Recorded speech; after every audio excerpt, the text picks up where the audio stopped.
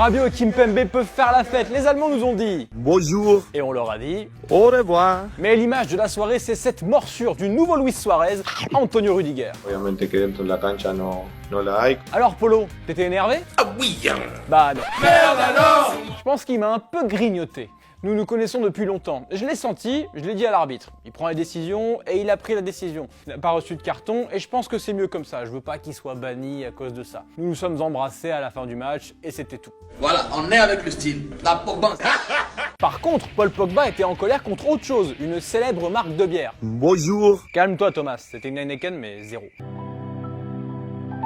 Paul Pogba ne voulait pas faire la promotion de la célèbre bière néerlandaise, et quand on sait que Pogba ne boit pas d'alcool, on le comprend. Alors qu'Eden Hazard, lui, aurait certainement enlevé autre chose, la bouteille d'eau par exemple.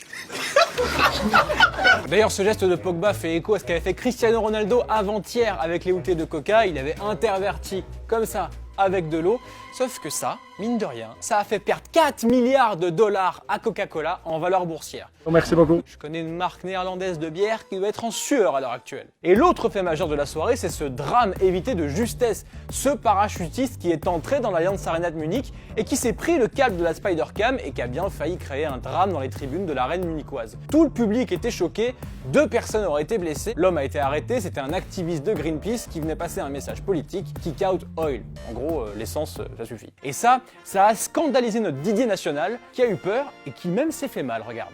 Oui, on a frôlé le drame, c'est pas passé loin. Bon, il y a une personne dans le public qui a eu un petit souci, mais ça aurait pu être bien plus grave que ça. Quant à nous sur le banc avec Guy, bon, on s'est réfugié un peu. Bon, j'ai une petite bosse parce que j'ai tapé un peu le haut du banc, mais c'est rien, ça aurait pu être. Oui, on a frôlé un drame encore une fois, donc qu'est-ce que je peux vous dire?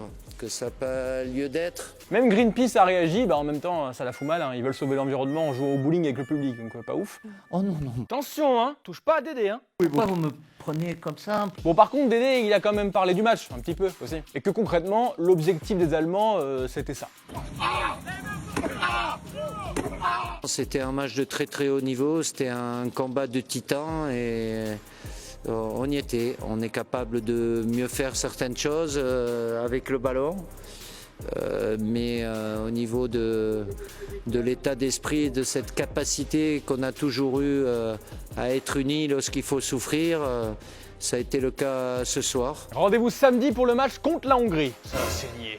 Karim Benzema a joué son premier match en tournoi depuis France-Allemagne, ouais, en 2014. Et ce jour-là, on avait perdu 1-0 sur un but de, pas pareil, Mats Hummels.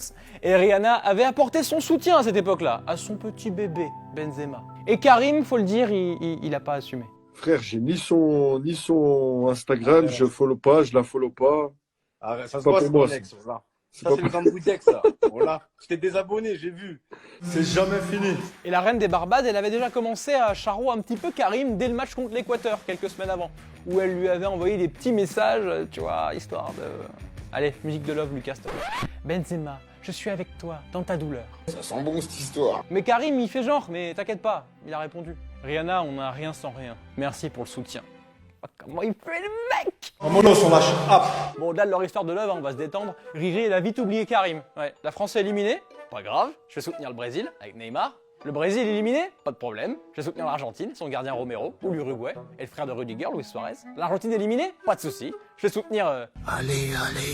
Oh non, Bonjour. pas les Allemands! Sehr interessant. Ouais, elle a tapé la pause avec tous les champions du monde allemands et elle a passé toute la soirée avec eux. Bref, Karim, tu sais ce qu'il te reste à faire si tu veux repasser un petit moment avec ton ex. Le bon char. Genre gagne l'euro quoi, si tu veux shine bright like a diamond.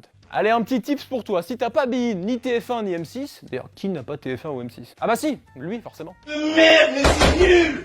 Nul! Bref, tu peux quand même regarder l'Euro sur GTA V. Oui, regarde ça. Alors tu regardes le lieu sur la map, voilà, c'est juste ici, tu t'y rends, c'est à côté du port. Hein, on voit là-bas au bout, hop, voilà, le match qui est diffusé. Alors tu prends ton ticket au parking, tu te gares, un peu mieux que lui, ce serait bien. Et tu peux te mater tranquillement l'Euro 2020. C'est pas magnifique ça? Et il y a du monde en plus sur le parking. Bon, nous on a flouté le rush parce que forcément on n'est pas des truands. Et puis on n'a pas le droit. Bon, il y a quand même un petit problème hein, sur ce rush. Oui, c'est un serveur privé. Donc si tu veux y accéder, il faut te faire pote avec ce gars, celui qui a fait ce TikTok là. Et il est anglais. Donc soit tu le cherches, soit tu fais comme tout le monde. Tu prends ton abonnement de Bein Sport. Ou alors tu te mets en streaming, mais chut.